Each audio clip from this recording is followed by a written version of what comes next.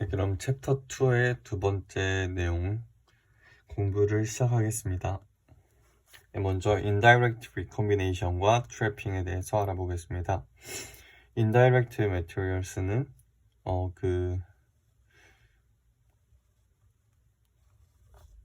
EK 그래프에서 이렇게 컨덕션 밴드의 제일 낮은 이 값과 이 밸런스 밴드 쪽에 제일 높은 값 이렇게 되는 것이 이 K 값이 다른 거를 indirect material이라고 하고, K 값이 같으면 direct material이라고 하는데요. indirect material의 경우 이렇게 일렉트론과 홀이 직접 만나서 이렇게 둘이 소멸하는 것이 아닌 중간에 스테이트, 일렉트론이나 홀을 잡아들 수 있는 스테이트에서 만나서 이렇게 리커미네이션이 이루어질 수 있습니다. 그러면 이때 방출하는 에너지는 Eg가 아닐 수 있게 됩니다. 그리고 이때 트랩 이후에 re-excitation 될 수도 있고 리컴비 될 수도 있습니다. 그러니까 정확한 것은 알 수 없습니다. 되게 제가 알기로는 이 리컴비네이션 메커니즘에도 여러 가지가 있는 걸로 알고 있습니다. 다음으로는 레지스턴스 측정을 통한 라이프타임의 측정에 대해서 알아보겠습니다. 먼저 이렇게 이 실험 설계된 거를 보면은 여기 빛을 쏴주는 플래시 제너레이터가 있고 필터를 거쳐서 샘플로 들어가게 됩니다. 그리고 여기는 저항과 전지를 연결하고 여기서 이제 전류를 측정하는 그런 시스템이 되겠습니다. 그래서 빛을 이렇게 쏴주게 되면은 순간적으로 캐리어 숫자가 엑세스 캐리어 때문에 늘어나서 전류가 더 늘어나겠죠. 그걸 측정을 하는 겁니다. 네, 그래서 여기서 이제 각 타임에 이 컨덕티비티를 시그마 t라고 하면은 식을 이렇게 세울 수 있게 됩니다. 식을 이렇게 세울 수 있게 되고, 커런트를 측정하고 있다 보면 이게 늘어날 건데, 그러면은 그 t에 대한 이 I 값으로 IT를 구할 수 있게 되고, V를 우리가 걸어준 거니까 알기 때문에 RT 값을 구할 수 있게 됩니다. RT 값을 구하면은 이 로우 t의 이 비정값에 a분의 l로 이렇게 구할 수 있고, 이 비정값을 구해서 역수를 취해주면은 우리가 시그마 t를 구할 수 있게 됩니다. 시그마 t를 구할 수 있게 되면은 우리가 만약에 n타입이다, 이게 샘플이 n타입이었다 그러면은 이 뒷부분 지워버리고 시그마 t 알고 q 알고 뮤n 알기 때문에 여기서 nt를 구해서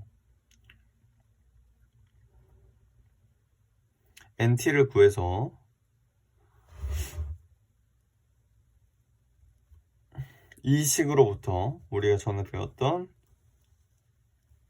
이 식으로부터 nt는 근데 이제 여기서 n0에다가 얘가 추가된 거겠죠. n0는 우리가 도픽을 해준 걸 테니까 그거를 뺀 값으로 얘를 구해서 이걸로부터 타우 n을 구할 수 있게 되겠습니다. 다음은 Steady State Carrier Generation 그리고 Quasi Fermi Level에 대해서 배우겠습니다.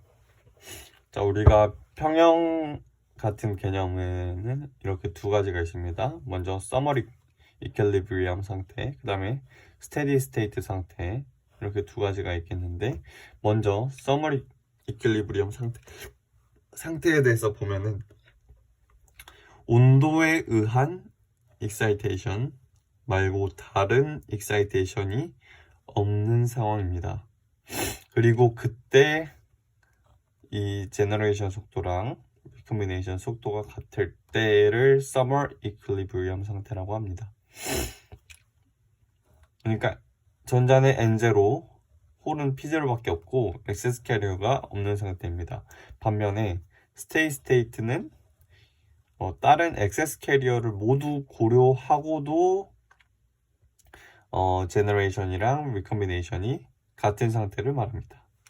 온도를 포함한 다른 요인에 의한 익사이테이션도 리컴비와 균형을 이뤄서 NP가 일정한 상황.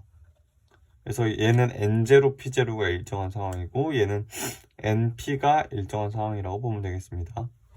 그래서 Summer Equilibrium에서 이 GT는 알파 R의 NI 제곱,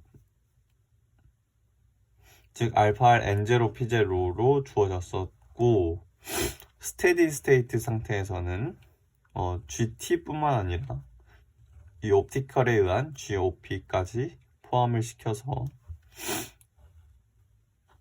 알파 R의 NP, N0, P0가 아닌 NP로 주어져서 이렇게 식을 나타낼 수 있게 됩니다. 네, 그러면은 우리가 여기서 더 식을 전개해 보겠습니다. GT 플러스 GOP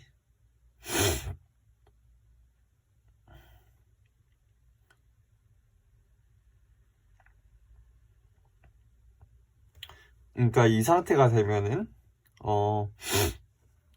이 상태가 된다면 그 리컴비네이션 레이시 마이너스 알파의 NP이기 때문에 두 개가 더해서 0이 되지 않습니까? 그래서 이게 이 GT 플러스 GOP가 이 값이 될 때가 약간 평형 상태랑 비슷한 개념이 되는 것입니다. 스테디 스테이트 상태에서.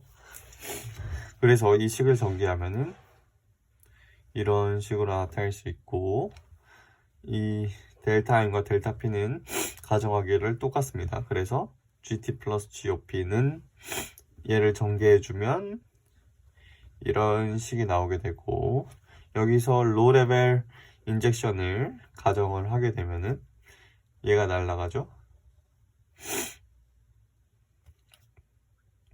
얘가 날아가고 여기 GT랑 얘는 똑같습니다. 그래서 얘를 지워버리고 아까 그 타우 n이 알파 R N0 플러스 P0분의 1이기 때문에 얘는 타우 n분의 델타 n이 돼서 결국에 GOP는 타우 n분의 델타 n이 되고 델타 P는 GOP 타우 n 이렇게 구할 수가 있게 됩니다. 그 다음에 쿼지 퍼미 레벨에 대해서 볼 텐데 우리가 N0, P0에 대해서 설정했던 그 캐리어 값이 있죠. N0는 NI exponential KT분의 EF-EA 그리고 P0는 NI exponential KT분의 EI-EF 이 값이 있었는데 요거는 N0의 값이었고 우리가 N과 P를 다루고자 한다면은 다르게 식을 표현을 해야겠죠. 그래서 이때의 만약에 N0, P0 때의 이 퍼미 레벨은 NP일 때는 의미가 없기 때문에 새로운 기호로서 이 퍼미 레벨을 표시해 줍니다. 그래서 그거를 쿼자이 퍼미 레벨이라고 합니다. 얘가 뭐 가짜의 그런 뜻이라고 가짜의라는 뭐 그런 의미를 가지고 있다고 들었던 기억이 있는데요. 어쨌든 그래서 여기는 이제 N0 말고 N은으로 써주고 NI exponential KT분의까지 똑같은데 EI도 똑같은데 여기서 퍼미 레벨 대신에 N의 경우에 FN, P의 경우에 FP를 대신 사용해 줍니다. 그래서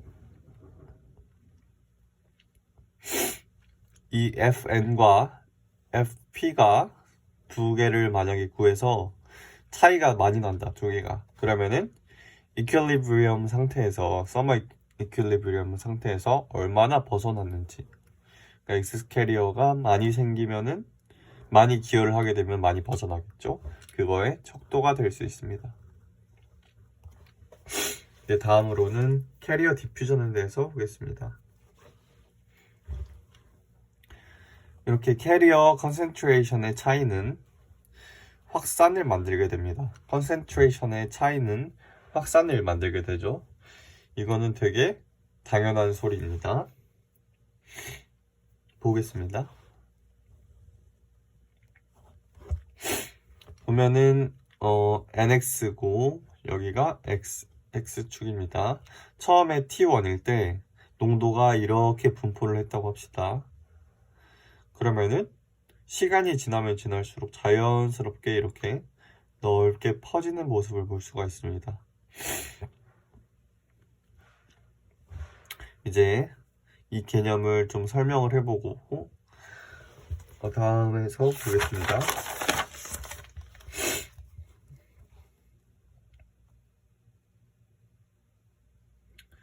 자, 이렇게 다시 아까 위에 있던 그 그래프를 가져왔습니다. 이렇게 퍼져 있는 그래프를 가져왔고 여기가 NX축, X축입니다. 여기서 이렇게 얘를 기준으로 아주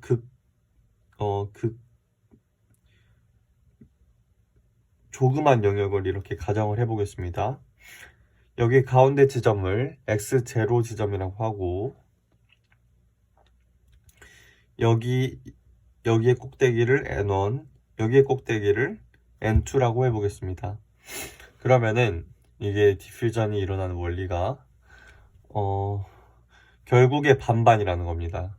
여기서 있으면은 얘가 얼마나 있었끔 결국 얘는 이쪽, 얘는 이쪽, 여기도 마찬가지. 이쪽에 있는 위치도 여기로 반반, 여기로 반 이렇게 이동을 하는데 결국에 그러면 농도가 큰 쪽에서 더 많이 이동을 하게 돼서 결국에는 농도가 높은 쪽에서 작은 쪽으로 퍼져나간다는 원리입니다. 즉, 이 구역을 보겠습니다.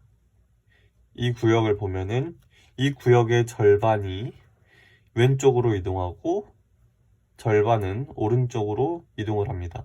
그리고 마찬가지로 이 두 번째 구역에서도 절반은 왼쪽, 절반은 오른쪽으로 이동하게 됩니다. 그래서 이 X0의 입장에서 영향을 받는 거는 얘가 오른쪽으로 오는 거랑 얘가 왼쪽으로 가는 거겠죠? 그래서 그거를 표현한 것이 2분의 N1이 오른쪽으로 이동, 2분의 N2가 왼쪽으로 이동하는 것입니다. 그래서 오른쪽을 플러스의 방향이라고 했을 때 얘가 X0 위치에서 받는 그 이동값은 2분의 N1-N2가 됩니다. 그러면 이제 그 다음까지 보겠습니다. 이제 여기서 우리가 면적의 개념까지 추가해 줄 겁니다. 지금은 이렇게 컨센트레이션만 봤는데 여기서 이제 면적의 개념까지 추가를 해줄 건데 그러면은 2분의 N1-N2에다가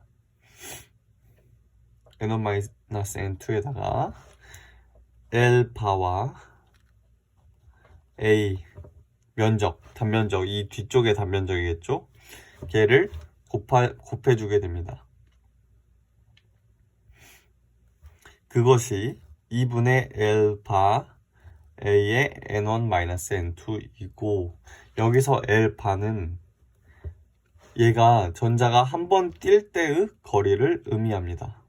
한 번 뛸 때의 거리를 의미합니다. 그래서 일단 이 컨센트레이션이 있었고 컨센트레이션이 있는데 여기서 지나는 컨센트레이션이 있는데 걔에다가 한 번 뛰는 거리랑 이 면적까지 곱해줘서 이 면적에서 어떻게 될 것인지를 우리가 이제 플럭스를 이용해서 나타내게 되겠습니다.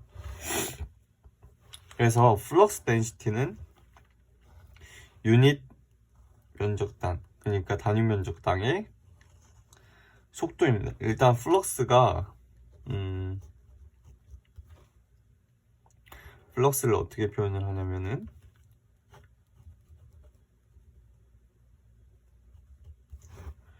이렇게 표현을 하죠. 얘는 결국에 뭐냐면은 속도에다가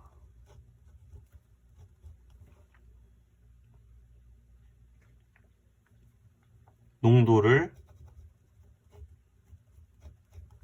곱한 값입니다. 그러니까 플럭스는 거기에 있는 농도에다가 거기를 지나는 이 속도에 대해서 곱해 준 값입니다. 그래서 일단 2분의 n1-n2를, 이게 농도죠. 여기를 지나는 농도가 이건데 거기다가 여기를 지나는 속도, 즉 t바분의 l바를 곱해주게 되면은 그게 x0 지점에서의 플럭스 덴시티가 되게 되겠습니다. 그리고 나서 이 식을 이제 플럭스 x로 일반화를 시키기 위해서 우리가 이 n1-n2를 다르게 표시를 해볼 텐데, 얘는 이제 극히 일부를 표현한 것이고, 여기 x0를 이 실제 값 말고 x로 이렇게 대입을 실제로 하기 위해서 n1-n2를 다르게 나타내 볼 건데, 어떻게 나타낼 거냐면 nx, 델타 x가 여기 이 작은 값입니다. 그래서 nx 마이너스 nx 플러스 델타 x. 그래서 얘일 때의 이 차이죠. 그래서 이 차이, 이게 n1-n2의 값과 결국 같은 값이고, 그 다음에 미분 형태를 만들어주기 위해 델타 x를 나눴습니다. 일단. 그리고 델타 x는 결국에 이 L바, 한번 뛸 때의 거리 L바, 어차피 그 미분소를 얘로 이렇게 곱해서 이런 식으로 표현을 해주게 되면은,